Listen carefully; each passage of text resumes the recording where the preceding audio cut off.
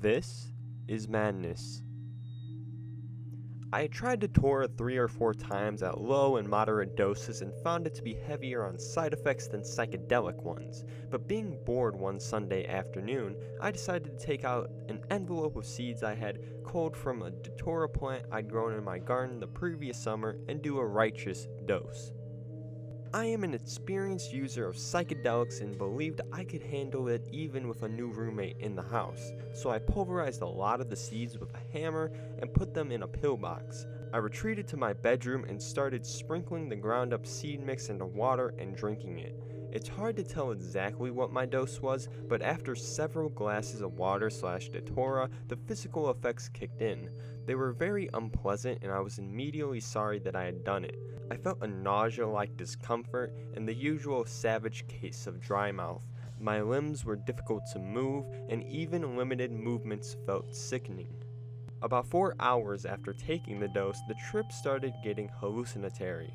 I was drinking lots of water to offset the dehydration to no avail and going to the bathroom often. But urinating was difficult and not very effective.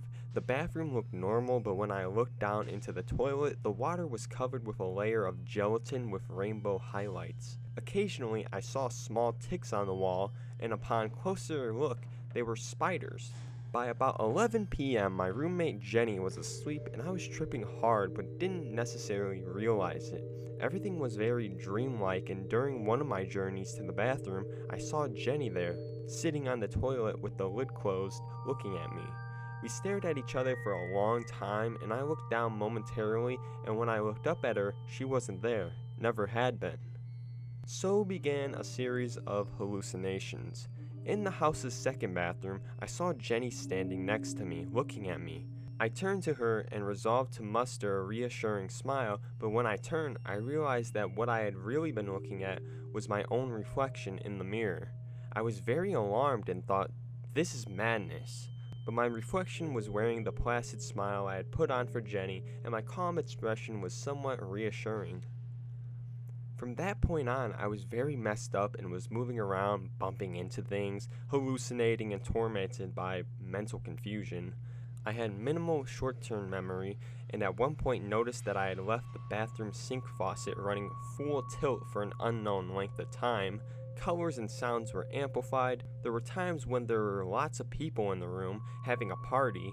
When I tried to talk, they'd stop and listen, realize I was incomprehensible, and then ignore me and continue their conversations.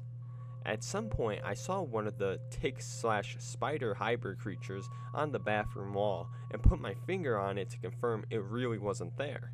When I lifted my finger, I saw a nail hole underneath, and I pressed my finger on it and felt the paint and plaster cracking to confirm that it really was a nail hole. I laughed at mistaking a nail hole for a spider/tick and left. The next day, I realized the wall was perfectly smooth with no holes whatsoever. After a troubled night, I awoke thinking the trip was over and saw that things weren't quite right. My battery charger was unplugged and lying on the other side of the bedroom.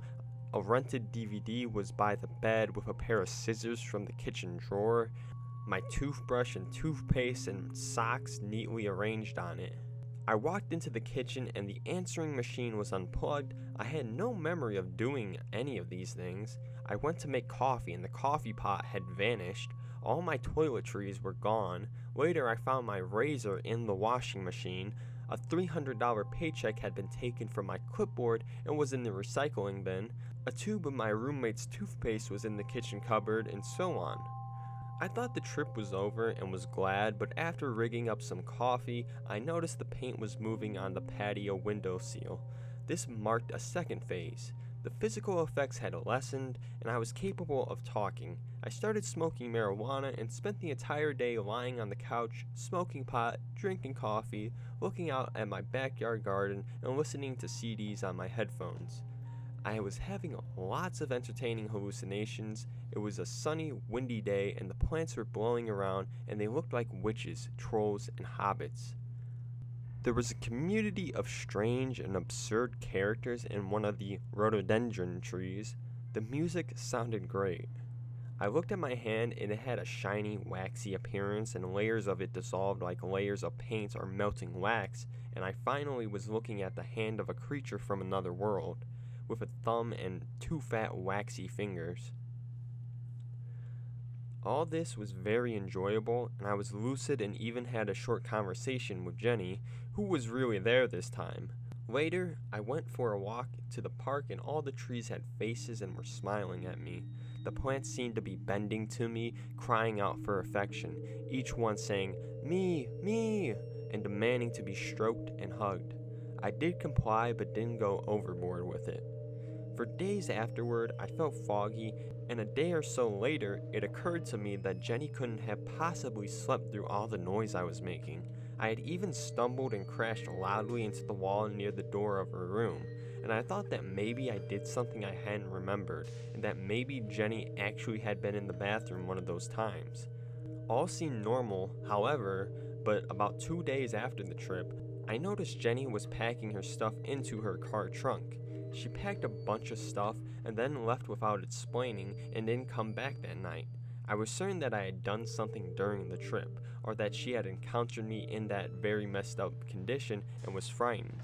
I thought that I was lucky she didn't call the police. The day after she left, I emailed her and told her how sorry I was, that I would be very cooperative with whatever she decided to do from there.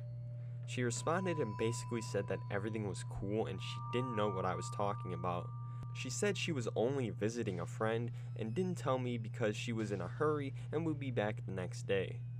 So it goes with powerful psychedelics like Datura, which temporarily obliterates thinking processes and memory. Although the second 12 hours or so of my trip was very satisfying, the first half was extremely disorienting, dangerously so. I would also say that I will never try it again, but I wonder.